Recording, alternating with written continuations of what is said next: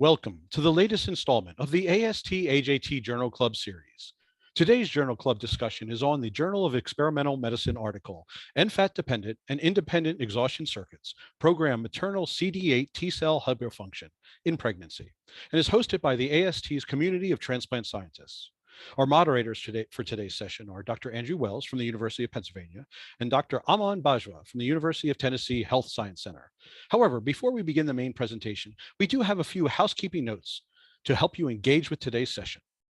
There is currently a viewership polling question displayed for the audience. Please take a moment to answer this question while we finish the remaining announcements. This Journal Club is being recorded, and the archive will be available on the MyAST website 2 to 3 business days after the live session.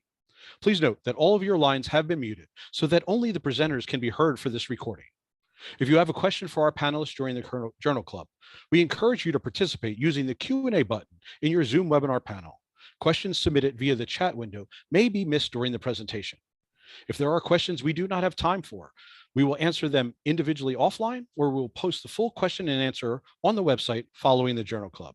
Finally, when you log off at the conclusion of today's Journal Club, you will see a link to a short evaluation survey. Please fill out the survey to help us keep our content current and engaging. I will now turn the session over to our moderators, Dr. Wells and Dr. Bajwa, to begin our presentation. Thanks, Brian. Today we're lucky to have Dr. Paige Porrett. Dr. Porrett is the Director for Clinical and Translational Research for the Comprehensive Transplant Institute at the University of Alabama at Birmingham. Paige attained her bachelor's and MD from Northwestern University, and she completed her PhD, her general surgical residency, and her transplant surgery fellowship at the University of Pennsylvania, where I was lucky to work with her for several years. Dr. Porrett is a leader in uterus transplantation with expertise in vascularized composite allotransplantation and xenotransplantation, and she serves on several national and international transplant committees. Her research laboratory studies maternal immune cell fate and function during pregnancy in both human and animal models. And today her paper will deal directly with that work. Dr. Porrett, thanks so much for joining us, and I'll turn it over to you. All right, thank you very much, Andrew, Dr. Wells, Dr. Bajwa, and I just want to make sure that everyone can hear me okay. Sound is still coming through all right? We hear you perfectly, Dr. Porrett. Thank you, Brian. So I'd also like to thank, of course, the AST and particularly the COTS for inviting me to share the work of our group with you today. It's really a privilege always to participate in these journal clubs, and despite the fact that I know it's still challenging to host and participate in things virtually, I really appreciate all of the audience members for attending today. And I'm looking forward to your questions at the end of today's presentation. The first thing I want to, of course, acknowledge, and I'll acknowledge it again at the end of the presentation, is all the hard work that I'm representing today from our group, which consists of a variety of research associates, research technicians, of course, talented graduate students and postdoctoral fellows. And most importantly, I want to acknowledge a very important person in my life, and that is John Weary, who is the second to last author on this paper, who was my mentor for many years when I was a faculty member at the University of Pennsylvania. So much of the work that I'm going to showcase with you here today was performed at Penn, with a bit of it after the paper was in revision at the University of Alabama at Birmingham, where, as Andrew mentioned, I'm currently a faculty member. So I'm going to get started here and see if I can advance. There we go. I have no conflicts to disclose that are relevant to the presentation. I do receive grant support from a private entity, being United Therapeutics, as well as from the NIH. And I'd first like to set up some background for everyone. So as Andrew mentioned, I'm an immunologist and a transplant surgeon. And after I finished my fellowship and training and started my own laboratory, I was convinced I was going to work on, I'll call it, conventional questions that are relevant to the transplant community in immunology. And we all care very much about tolerance and mechanisms of adaptive immune hypofunction. And that's because we want to help our patients. We obviously, our goal over the long term is to try to create better therapeutics, or maybe enter a word where we can induce tolerance pharmacologically or in some other way therapeutically, so that we don't have to have our patients take very potent but very toxic medications. And so I became interested in the immunology of pregnancy initially because I was interested in all things, I'll call it T cell hypofunction or mechanisms of at least potentially endogenous tolerance, which were at work. But before I got to that point, I became interested in specifically pregnancy alloimmunization or the maternal immune response to the fetus because of, call it a clinical conundrum, and that is represented on the slide here. And so in short, we know that when a woman becomes pregnant, she's exposed now to the variety of antigens, primarily paternal alloantigens that are expressed by the fetus. And I'll talk about this in a moment here, but those antigens are disseminated broadly throughout the circulation. And so in short, there is broad exposure to these antigens, and that does provoke an immune response from the maternal adaptive immune cells. And so the consequences of that response are really what we're here to discuss today. And I'm providing here some context and the preliminary evidence, if you will, for what some of that response looks like. And so we're focusing here first actually on the B cell response, if you will. So this is antibody production against HLA molecules. And this slide is here to showcase that, not surprisingly, men and women have different levels of allosensitization when they present for transplantation evaluation. Many more women than men have some degree of CPRA. And so for those of you in the audience who may not know what CPRA is, it is essentially a metric of sensitization. So it's a quantification, if you will, of the degree of sensitization that one has. So green, blue, and yellow here represent higher levels of sensitization, which means higher levels of alloantibody that target HLA. And in short, this level of sensitization, particularly up here in the green or even at the top of the blue, makes it very, very, very difficult to find a compatible donor.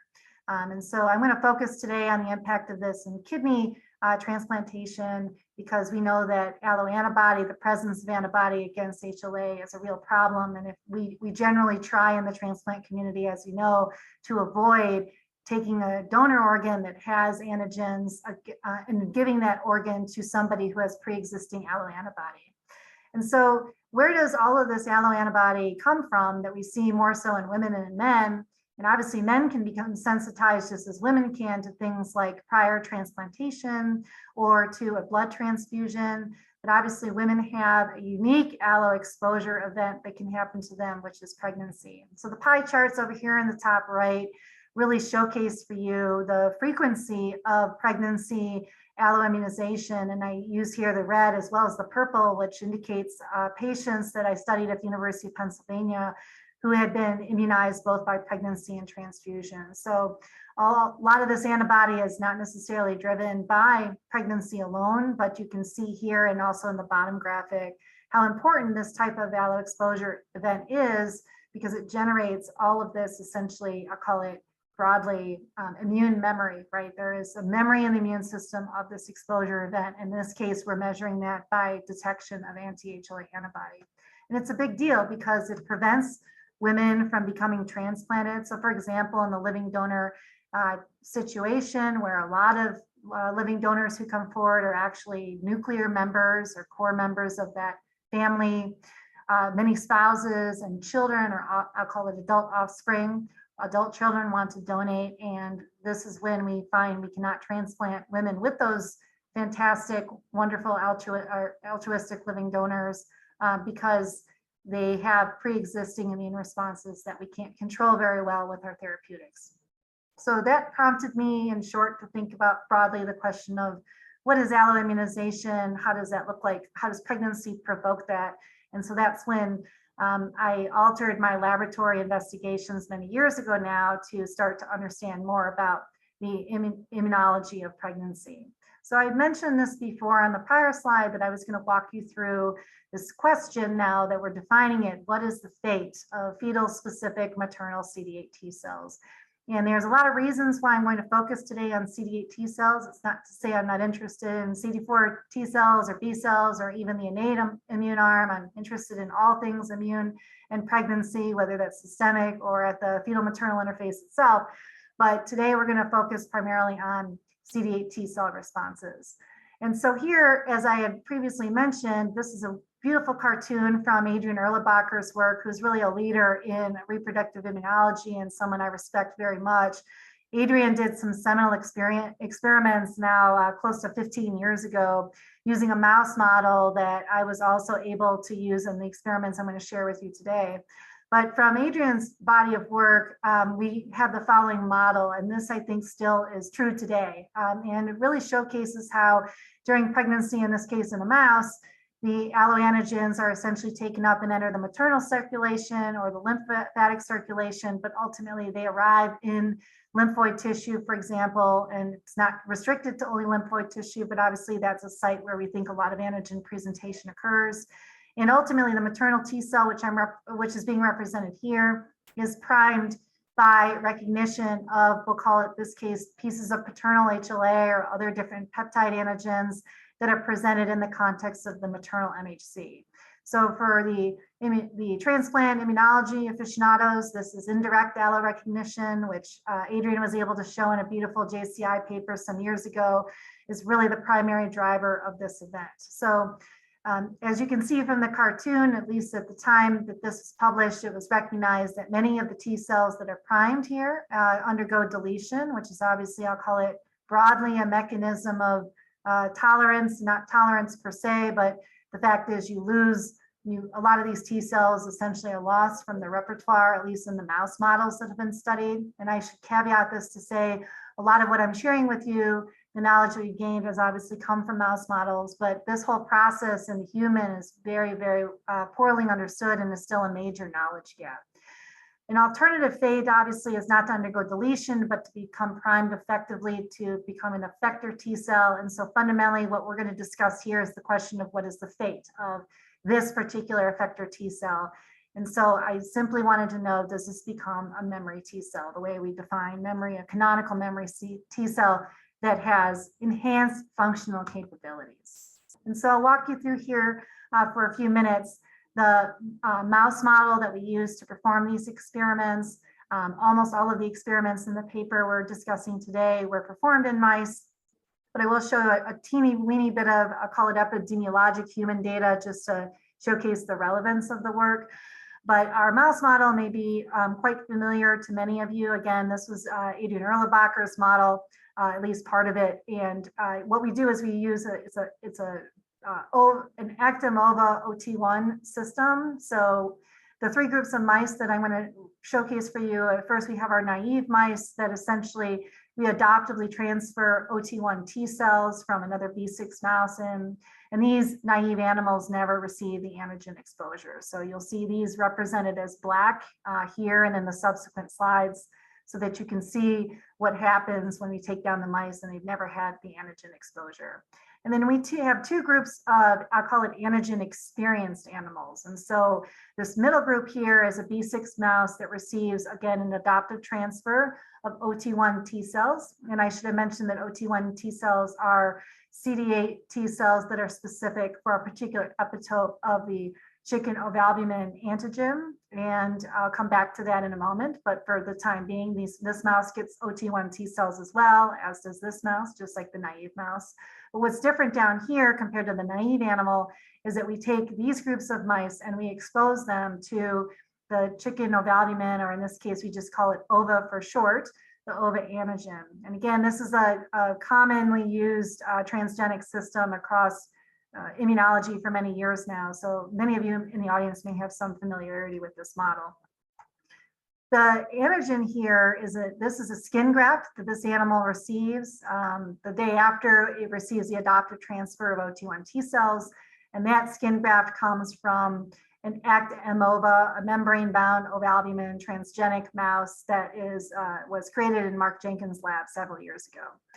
Alternatively here in, I'll call it the P group, or the pairs or pregnant ova OT1 group in red, these animals are females that have received their OT1 T cell transfer and then ultimately were mated with an actin ova male. And so in these animals, the ova acts as is essentially a semi-allogeneic model. So the some of the pups will, or really all of the pups will express the ova antigen in a hemizygous way. So this is why we call it a semi-allogeneic system. And all that to say that the ova antigen exposure here is through pregnancy, whereas the ova antigen exposure here in this blue group is from skin grafting. And then about 30 days after, actually I should say 60 days after the initial transfer, we will sacrifice the mice, and then everything I'm going to show you here is data we analyze in the spleen. So to start off with, in the top right, you can see here I should have mentioned that we fluorescently labeled the OT1 T cells before we transfer them in with something called cell trace violet, which is very similar to CFSE. It's essentially a proliferation dye. So as the cells undergo proliferation, which is not what's happening in the naive mouse here, but you can see it in the blue and the red, that these cells will divide after they're primed with antigen, and they will acquire, we'll call it some activation marker, simply stated here, CD44. And so you can see that in the antigen experienced animals, well after they've had their antigen exposure, you can see the cells are divided. They've upregulated CD44. That's quantified in the upper right corner here compared to the naive animals in black. And down here, when we study the phenotype of these antigen experienced cells, we see that more so in the pregnancy exposed animals versus the graft exposed animals, that we get something that looks a little bit more like an effector memory phenotype as opposed to a central memory phenotype. And that is again quantified here. And finally, most importantly for the rest of the conversation today here, you can see this pretty dramatic result, which is when we sacrifice the animals and take down the spleen and then stimulate the splenocytes in vitro with ova antigen to stimulate cytokine production from these antigen experienced cells, that as we would expect, the naive animal that never had antigen exposure really doesn't make much cytokine. And I should mention that all of these plots, these flow plots, are gated on the antigen specific OT1 T cells, which we can tell from the endogenous repertoire by the use of a congenic marker. And all that to say, when we study the antigen specific, now antigen experienced CD8 T cells, the cells that were exposed some time ago to ova on the skin graft are obviously quite effective at producing both TNF and interferon gamma cytokines. And meanwhile, the cells here that we isolate from the Paris mouse, the formerly pregnant mouse, are not nearly as functional. So there's a deficit of functionality here. They do make a little bit of TNF, but it's really this, we'll call it double functionality or double cytokine production that is particularly impaired, again, quantified on the bottom right. So one of the things that we wanted to ask next is what's the recall capacity of these cells? And so we did this, there's a lot here to walk you through, but in short, it's a similar design to what I just showed you previously. But we've added another group of animals, and this is a group of animals that is actually going to generate, or we're going to analyze at the time we take it down, the effector, the primary effector cells from our memory animals, being the G-ova group and the Paris P-ova group. We're going to actually be analyzing essentially the generation of secondary effectors from memory cells. So that's the primary overarching difference between the group. So these are animals that were generated similarly to what I previously described. After, we'll call it this memory time point for these animals, we put on a second ova graft, or in this case of these animals, this is the first ova exposure. The Paris ova animals, they also get a skin graft. So this is their secondary ova exposure. And in short, we actually inject labeled targets, which are going to be actin-MOA cells that now have CTV on them. And we analyze the spleen 24 hours later. And all this design here is essentially to show you that we can find that the animals that have had exposure to ova through the graft, they definitely, their T cells, their memory T cells proliferate very quickly. So that's represented here in this particular graphic by the percentage of the CD8 cells that are V alpha 2, V beta 7, which is essentially the particular TCR that's represented in the OT1 animals.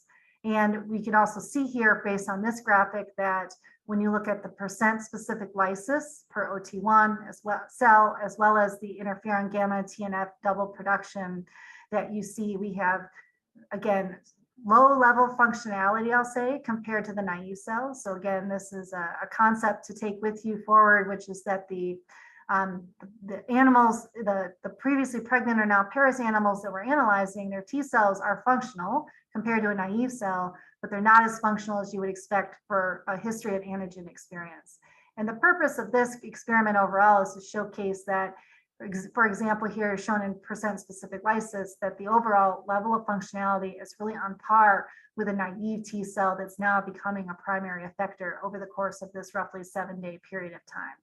And so we were trying, in short, to provide some relative level of quantification of the amount of functionality that these antigen experienced parous animals had within the OT1 T cells. So now that we know that these cells are dysfunctional, not just in terms of their cytotoxicity capacity or their cytokine production capacity, we wanted to ask the question of, well, does this have any relevance to, for example, the setting we first were discussing, which is the transplant setting? So do these cells that have been primed by pregnancy actually become a functional memory cell that, for example, might threaten a graft?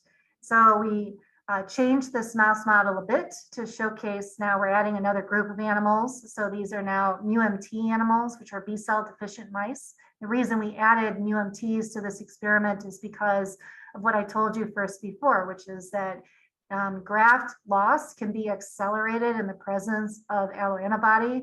So we wanted to see if in our allosensitized mice, whether it was sensitization due to skin graft or to pregnancy, if they're making additional anti-ova antibody as a consequence of that, does that antibody create, we'll call it graft loss in this mouse model? And so in short, here you can see the results of the experiment with these different exposure events here on the graphic on the right. This is the survival curve of the ova skin graft that was placed here with these arrows. And in short, we see that the animals, whether you were a B6 or a MUMT mouse, that essentially received 2 ova skin grafts. If you look at the graft survival here, you see again a very typical immunologic memory response, an anamnestic response with very rapid graft loss. And similarly, in the animals that were sensitized by pregnancy and were also, I call it immunologically intact and could make anti-ova antibody, their graft loss is also very similar. It's very quick.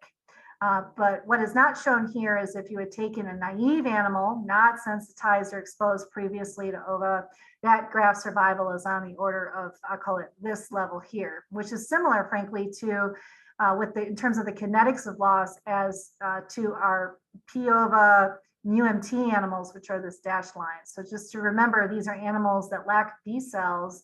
And so any graft loss in this model here amongst these animals is really due to the T cells alone. And so we were surprised, especially when you compare the G-ova MUMT to the P-ova MUMT, that if this is all, of course, this rejection or graft loss is based on the functionality of the T cells, you absolutely can see a difference in the kinetics. And so there was even a handful of animals that over the course of this experiment did not lose their grafts. So we think this is some evidence of, and this provides evidence for, we'll call it the hypofunctionality within, that's housed, if you will, within the T cell compartment in vivo.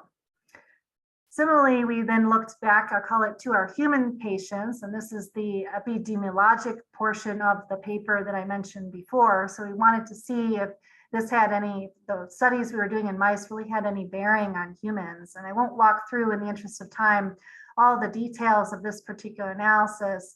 But what we were trying to do here, at least in concept, was to recapitulate the series of immunization events in the human that we had artificially, obviously, in a controlled way, created in the mouse model.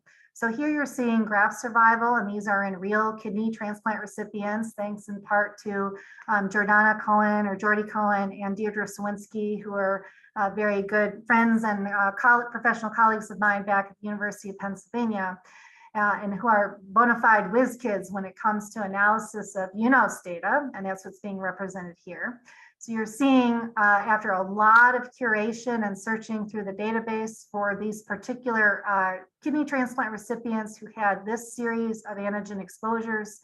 And importantly here, what these little cartoons are representing are the chromosomes essentially showcasing the haplotype of HLA for each of these exposure events. So in our non-offspring recipients, they had received 2 sequential over time kidney transplants that actually had shared a haplotype with their own self, and then also the 2 kidneys actually had identical haplotypes. So this explains for you, for those of you who are curious about this, why the numbers of patients from a database of hundreds of thousands of recipients, we got such small numbers, and that's because we selected these patients and did a propensity score matching analysis based off of their exposures over time.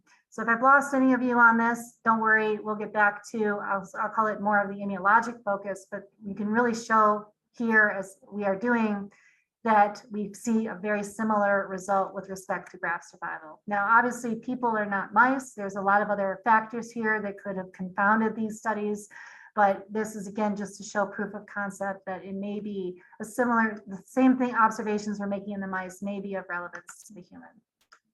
So back to the CD8 T cells in the mouse model. So we were obviously interested in the molecular mechanisms, the how, if you will, that was lying underneath the hood of these antigen experienced cells. Why do these CD8 T cells that are antigen specific, that were expanded in pregnancy and now become antigen experienced, why are they less functional than their canonical memory counterparts?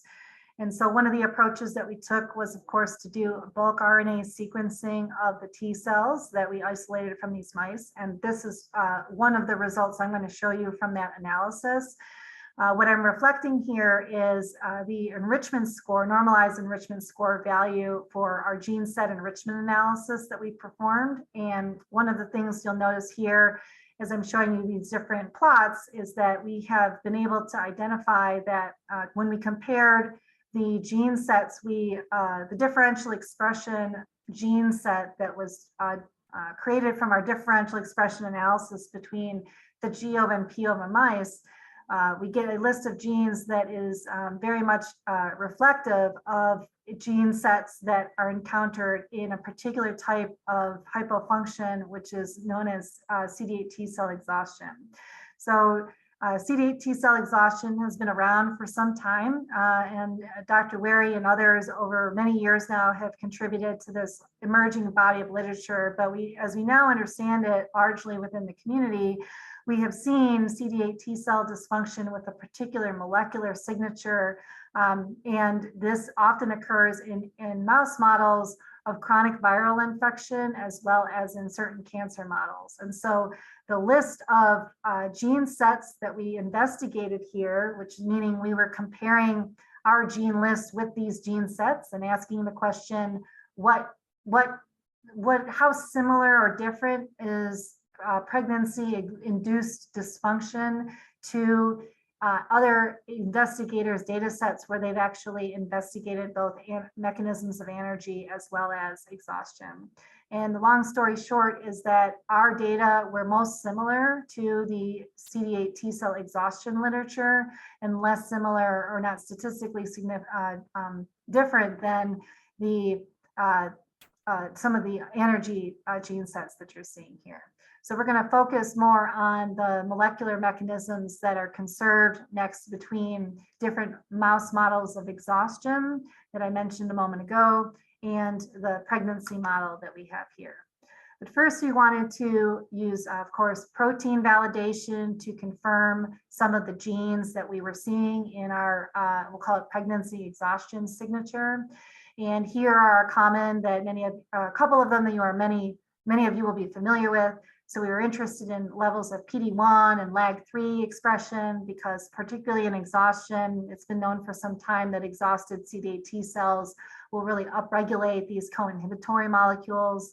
CD38 is another molecule that often comes up and is not, as I call it, classically described within the exhaustion literature, but we found differentially expressed, if you will, between the Paris animals and the grafted animals.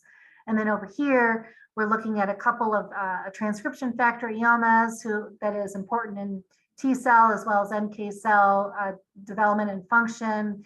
And then what I'd really like to focus on here is this co-expression of both PD-1 alongside TOX.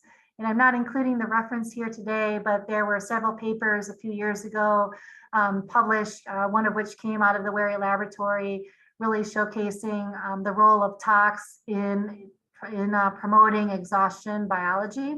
And so you're seeing here, although the effect is subtle, it was certainly reproducible in our hands that our Paris OT1 T cells, as opposed to the grafted mice, really upregulated both PD-1 as well as the tox transcription factor.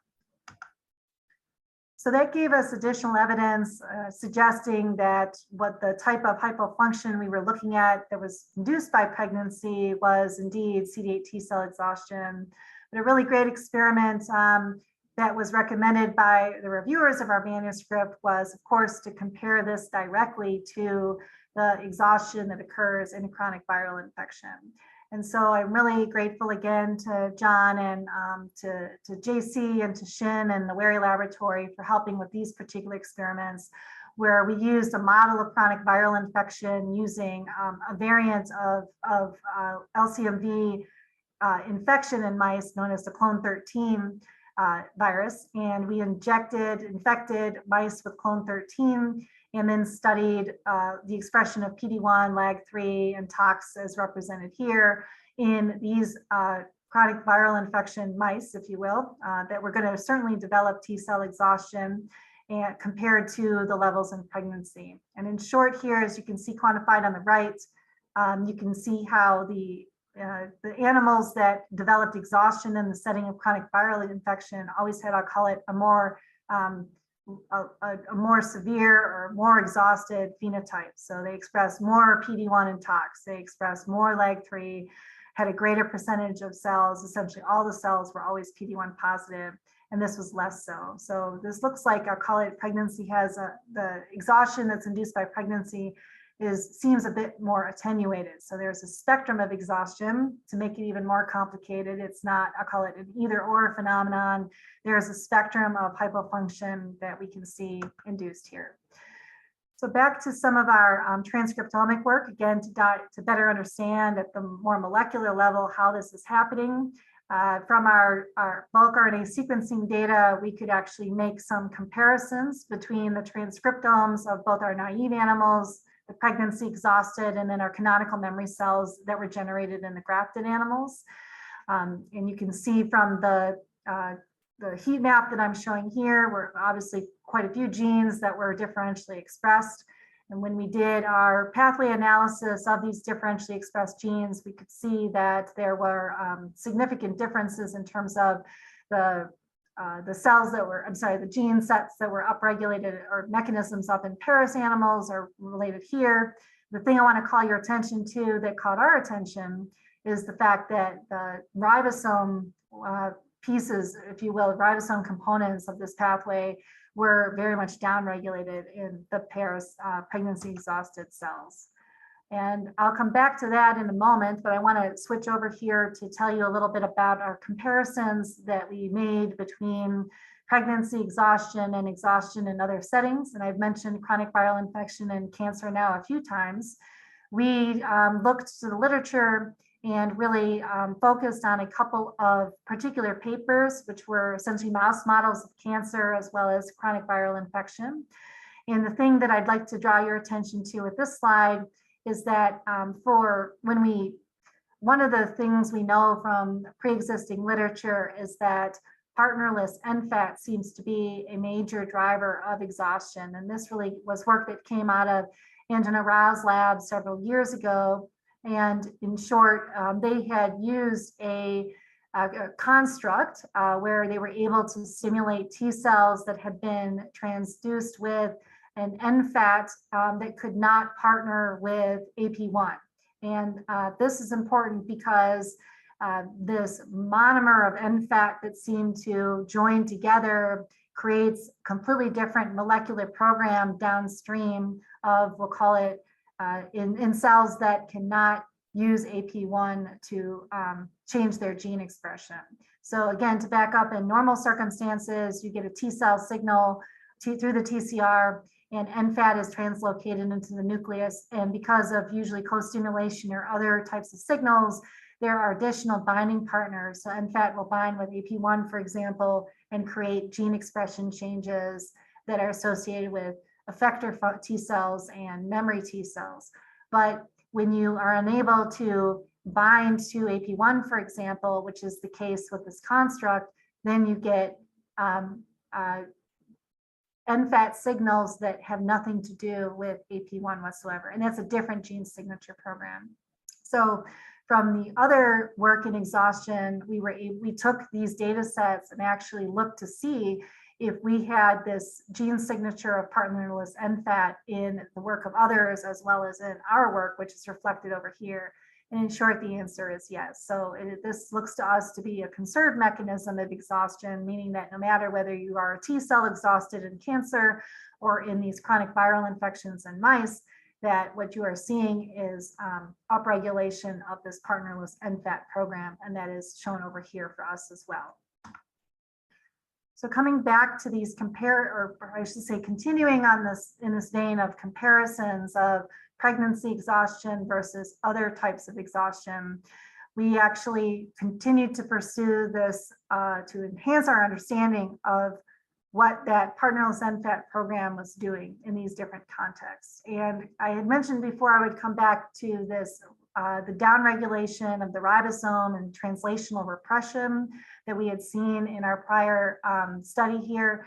And in short, what I'm reflecting here is a very complex network, but what this network showcases is what happens when you study the biologic processes that are down in this model, this constitutively active NFAT that I mentioned that cannot bind with AP1. So what you're seeing here represented in the blue and red circles, which are kind of clusters, if you will, that you can see depicted throughout here.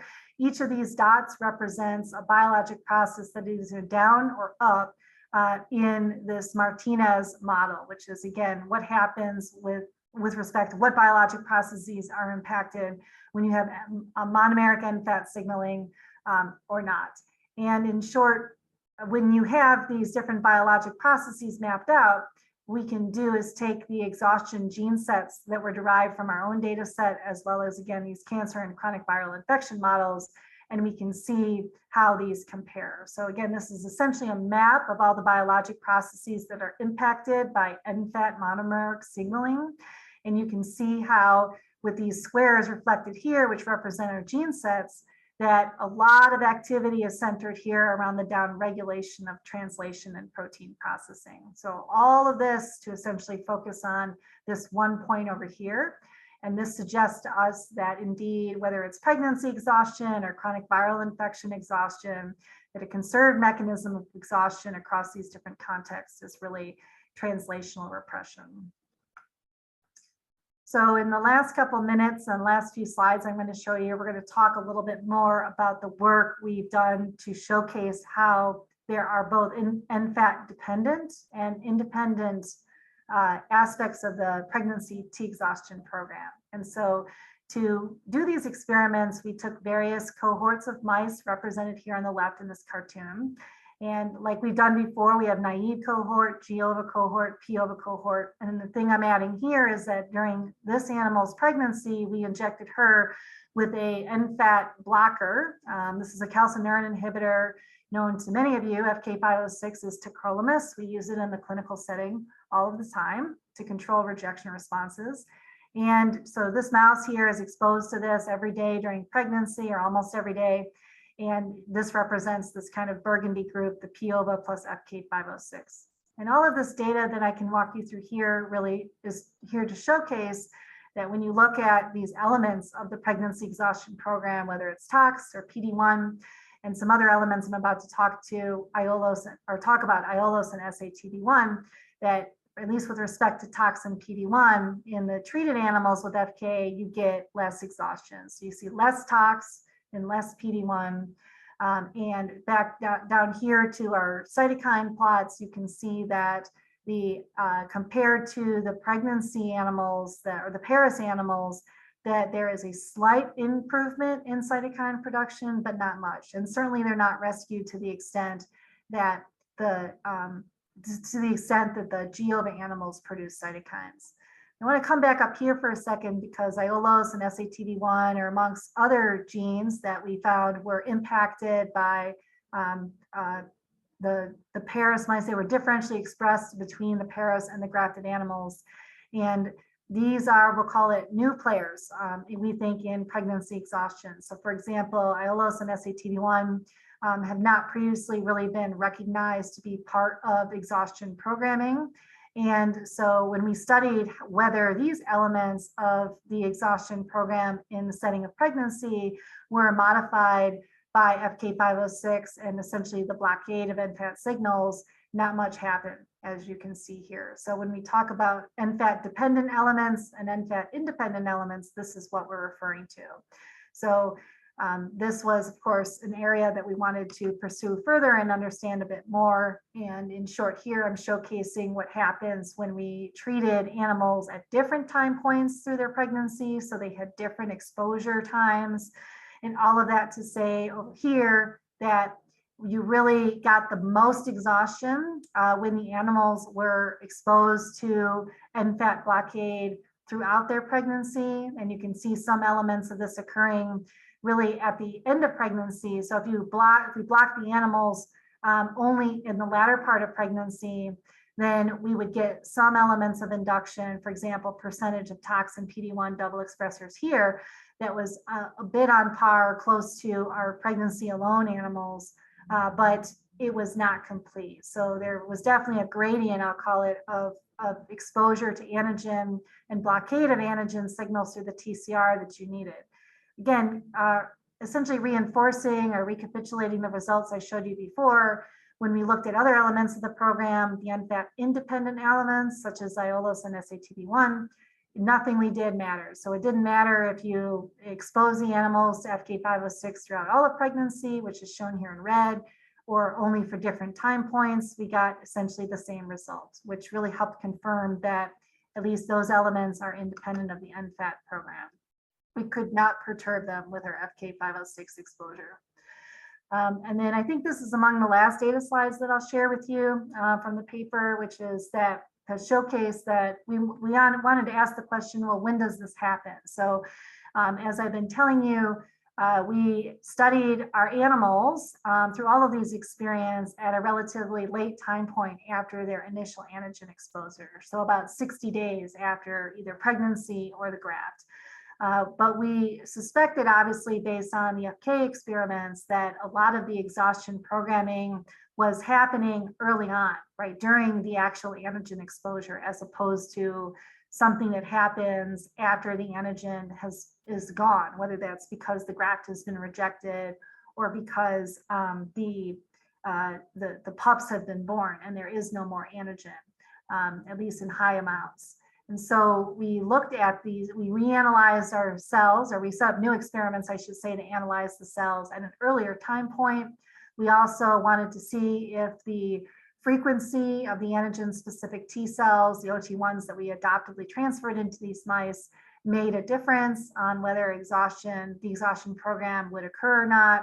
And in short, it did not, the numbers didn't seem to matter, but I would say in support of our hypothesis, we did see the exhaustion program elements start to emerge in these primary effectors. So the experiment here is to see what is happening. We analyze the OT1 T cells from the spleen after only 15 to 20 days after the initial exposure event, as opposed to 60 days later, what I call the memory time point.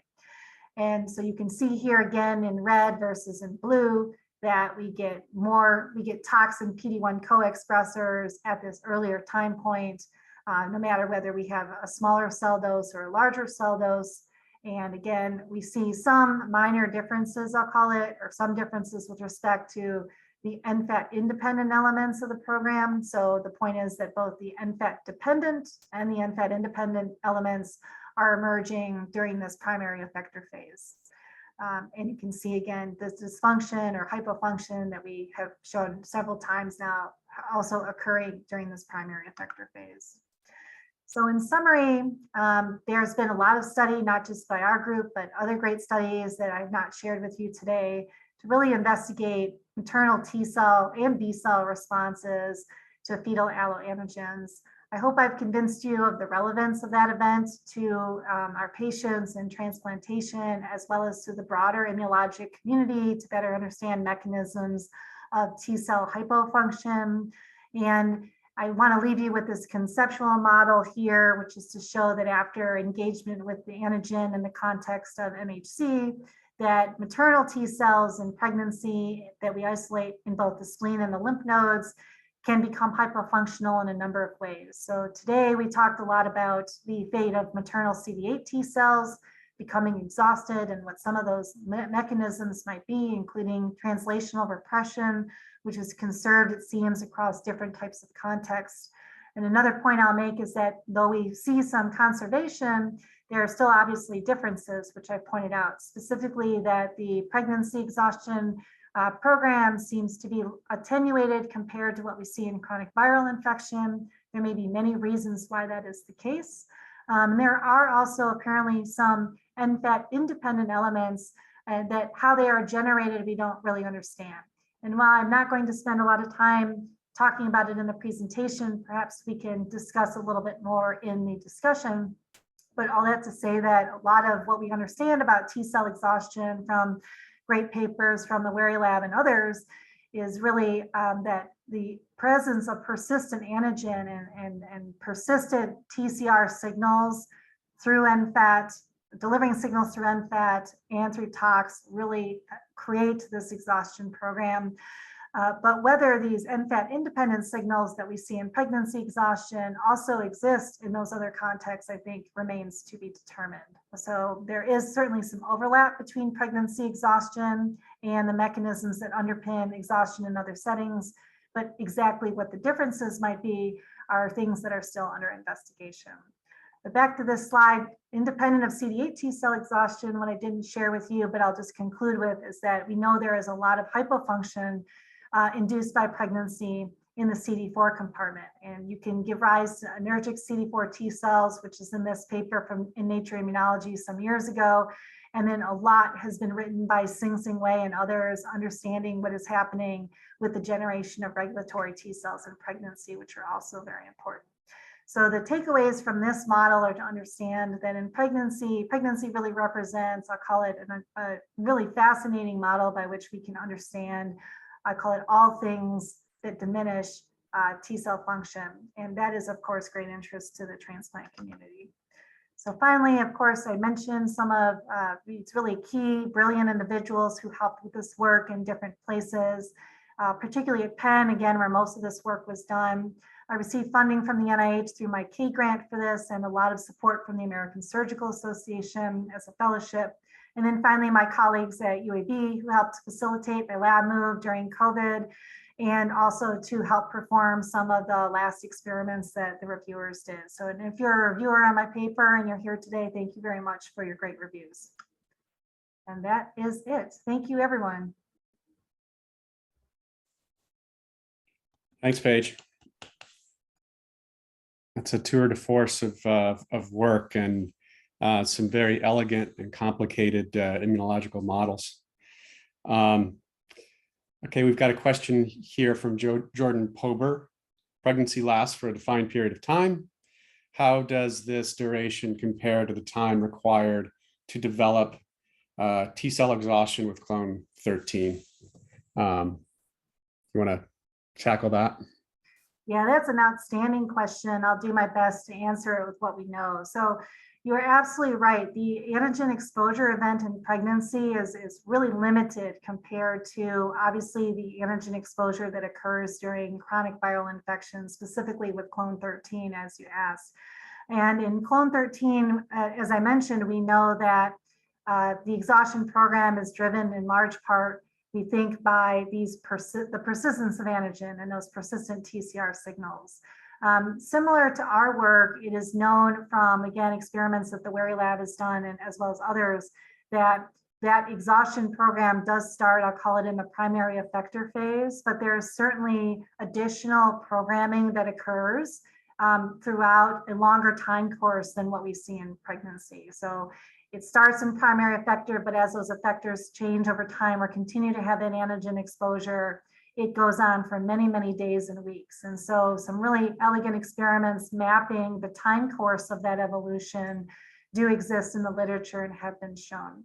But a really relevant experiment that might showcase our evolving understanding of how antigen and the timing of antigen exposure influences exhaustion programming was also relatively recently published by the Wary Laboratory. And in this case, they had actually taken from their mice, they took out these clone 13 exposed cells and put them into mice that were now had cleared, for example, an LCMV acute viral infection. And the long story short is that from those experiments, we know that your exhaustion program is mutable and that there are later signals that come that change this. Now, somehow in the early programming and exhaustion, doing that during that acute phase, that primary effector phase, there are still elements that don't seem to be reversible. But when they studied the cells that had been placed into this, I'll call it antigen-free environment at a later time point, the epigenetic changes in particular that were the point of study here in this paper were really, there was still, I'll call it, there was a shift of the signal, if you will, to look a little bit more like a memory cell. So I'm oversimplifying a really nice set of experiments from John's lab. But in short, the way I conceptualize this is that there were, I'll call it exhaustion scars, epigenetic scars, which I think was in the title of the paper, but they did not look completely exhausted in terms of their epigenetic state, if you will. So they look a little bit like memory cells, a little bit like exhausted cells, but the details of what exactly is conferring those programs at which time are still, I'm sure, under heavy duty investigation. I hope that answers your question, Jordan. It's great to hear you. Paige, are you guys using ATAC-seq either at the single cell level or bulk to address some of these questions of, is there, an epigenetic memory in the Paris animals that differs from the other groups? Do you think that would be a useful approach? Yeah, I 100% agree it would be useful, and it's absolutely the set of next experiments to do, because obviously the work that we were just discussing a moment ago really focused, I'll call it, on the transcriptome. But as we were just discussing in response to Jordan's question, so much of our newer knowledge in the last several years really showcases how exhaustion is a T cell fate that is driven as well by epigenetic programming, and looking at the transcriptome alone in isolation is only a small part of the story. So we absolutely want to look at the epigenetic changes associated with pregnancy-induced exhaustion, see if any of those similarities or differences might contribute to the functional differences. And I'm sorry, I realize my camera may not be, let's see if that clears it up at all. But yeah, the epigenome is certainly an area of focus for us in ongoing experiments. Great. So another question from Hillary: how do you think complications in pregnancy change these hypofunctional T cells in their development? So preeclampsia, preterm birth, does that affect the tolerization that you would expect? Sorry, everyone, I'm just going to drop my video because that little whatever blink is driving me crazy. So that's a great question. I don't have a good answer. You're alluding really to a body of work that suggests that pregnancy complications may be created as a break in maternal fetal tolerance. There's not a lot of, I'll call it, great molecular evidence to support that hypothesis. I call it, it's been a favorite hypothesis of mine, something we're interested in pursuing. But I think right now it's really speculative to know or to even guess how any impact, let's say the cells don't become exhausted, right? What happens? Do you create a pregnancy complication, for example? What's the consequence of that if that occurs? Those are really great questions, but I don't think that we're quite ready to answer them. Mice, obviously, again, I alluded to the fact that exhaustion, a lot of what we understand about exhaustion has really been produced by mouse experiments. And while there are a few mouse models, for example, of preeclampsia, it's generally very hard to make great comparisons between mouse models of pregnancy complication in humans. And without too much more detail, there's just a lot of reproductive biology that's very, very different between mice and humans that makes that particularly difficult to establish those links. And then Johannes is referring to your FK506 experiments where you treated during pregnancy and then looked at the later sort of memory time points. I think the question is, have you tried those FK506 treatment experiments for the first week of pregnancy, I believe, only, and then compare the transition into the exhausted phenotype? Yeah, so you're asking about the time course and when we gave the drug. And I'm sorry, I moved through those slides pretty quickly. So we gave during really the middle to earlier part of pregnancy, but we did not provide, I'll call it exposure, right, essentially at implantation, except in the mice that got exposed with the drug throughout the entire time course of pregnancy, from essentially the day 0 to delivery. And so in short, we have not done that specific experiment to really finally map the exact moments of when exposure needed to happen. We did this in, I'll call it groups, right? So just with a bulk group in mid-pregnancy versus late. And that would be an interesting experiment to do. We think that in short, though, we would predict the same thing to happen that we saw in mid-pregnancy, just because the antigen dose around the early part of pregnancy in general is going to be lower, right? So we thought that it would be hard to really detect a signal when we look only at that early time point. But certainly if we expand our studies to include single cell analyses, which obviously is the latest technology that makes our lives better or worse, depending on your point of view, certainly more expensive. I think we're now positioned using those technologies to better study those events that happen earlier in pregnancy. Because one of the things that perhaps I didn't emphasize, but we get relatively low recovery of cells at the later time points that we're looking at.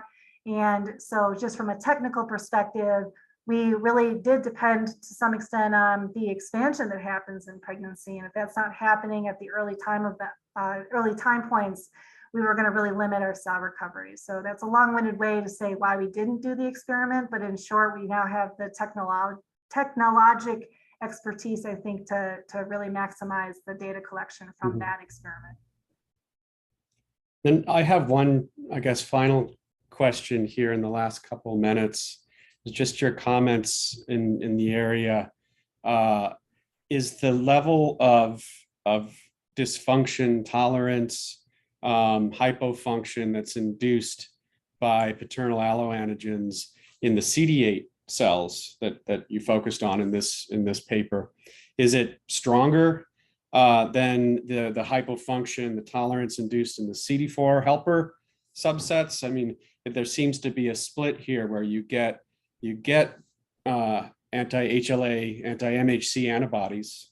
I'm wondering if those are generally class switched or if there are a lot of IgM.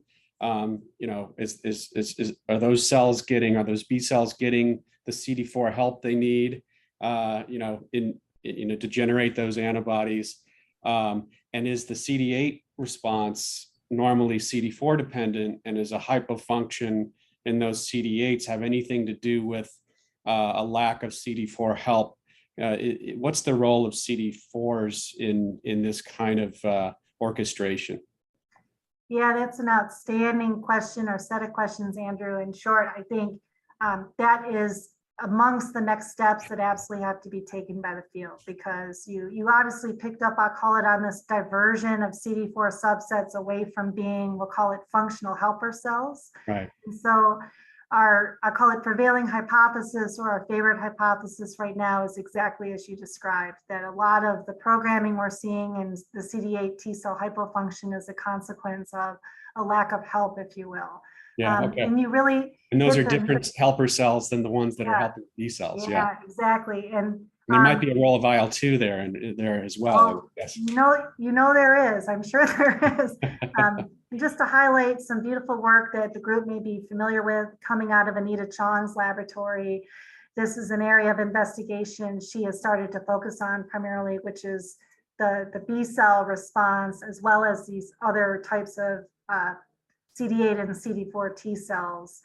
And she has a really elegant mouse model that allows you to study antigen specific or fetal specific cells in all those different compartments. And in short, she's not, to my knowledge, at least published any studies directly of TFH cells, but I think that's where the next big discovery lies to help synthesize this. Because as Andrew, you alluded to, there's been this big question in the field, right? There's evidence for a long time that you get, I'll call it, enough priming of a B cell, right, to create a plasma cell or some type of cell that makes the HLA antibody, right? So we're talking about enough of a productive response to create antibody. But at the same time, there's clearly all kinds of, I'll call it, hypofunction happening within the T cell compartment. So this to me is the newest immunologic paradox, right? Why do you get, I'll call it, productive responses in one arm of the adaptive immune system and less productive in the other arm? And the answer to that question, I think, could have relevance not just through transplant, but really broad impact for every field or subdiscipline of immunology. Yeah. Great. Aman, any questions before we wrap up? I just want to say thank you, Dr. Porrett. There's a question that I think we can try to answer really fast. It has to do with pregnancy. And they want to know, does exhaustion get worse after second or third litters, obviously in mice? And then does a similar T cell exhaustion happen in bystander T cells, which are perhaps non-OT cells? So if there's a way you can answer that simply. Yeah, those are great questions. So the first question is, does exhaustion severity increase in repeat pregnancy?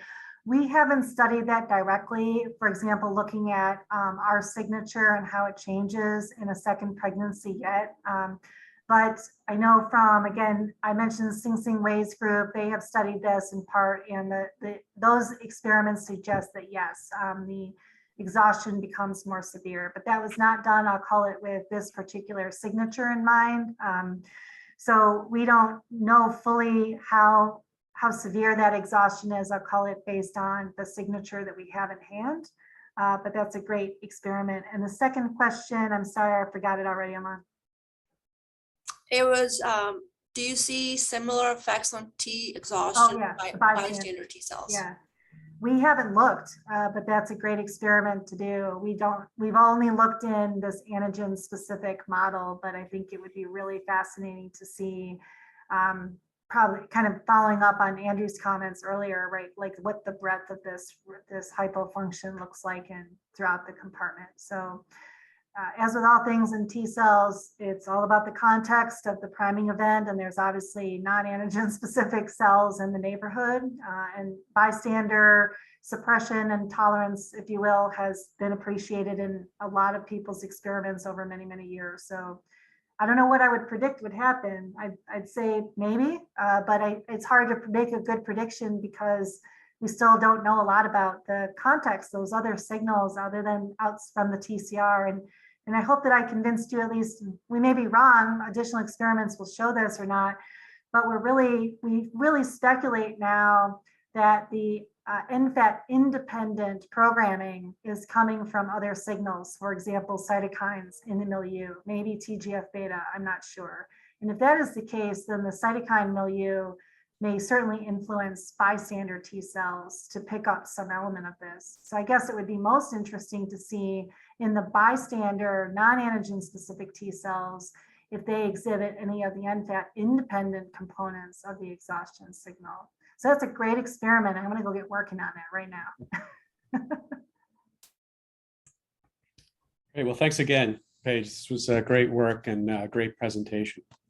Thanks, Alan. I apologize for my camera again. Thank you again, Alan and Andrew, very much. Thank you. AST would like to thank Drs. Porrett, Bajwa, and Wells, and all of our attendees for today's session.